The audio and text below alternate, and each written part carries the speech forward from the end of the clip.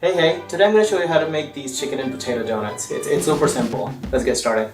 Alright, so we're going to start with about 500 grams of chicken and 2 potatoes, like around this size, like sort of big potatoes. Cut the chicken, peel the potatoes, boil them both until the chicken is fully boiled and the potatoes are soft and mushy. The potatoes are going to take a bit longer though, but after they're boiled, just drain the water and let them rest for a minute so that all the water gets out. And then shred the chicken and mash the potatoes. And then take a bowl, put the chicken we shredded inside of it, then the mashed potatoes, then add 1 cup of breadcrumbs and 1 cup of flour. There we go. Yeah.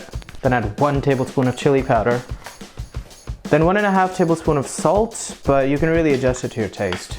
Then 2 chopped green chilies, but you can also take less if you don't have like a really good spice tolerance. And then add a 1/4 cup of spring onions, like the green parts of the spring onions. And then a 1/4 cup of coriander. You can also choose to not put coriander if you're one of those people who have who don't like coriander. And then add 1 tablespoon of gram flour. And then finally add 2 eggs. Ooh. And then add 1 cup of cheese. I'm adding mozzarella cheese, but you can add any cheese of your choice. Yes, I do realize this bowl is a bit too small for it, but I've committed to it at this point. So I'm gonna, okay, let's mix the whole thing up and hopefully not spilling too much. Yeah, that's not working out. I'm gonna transfer it into a bigger bowl. Don't make the same mistakes as me.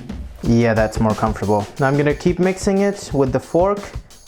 And the batter is mixed. You, by the way, would need your hands to mix it. I did it after I stopped recording.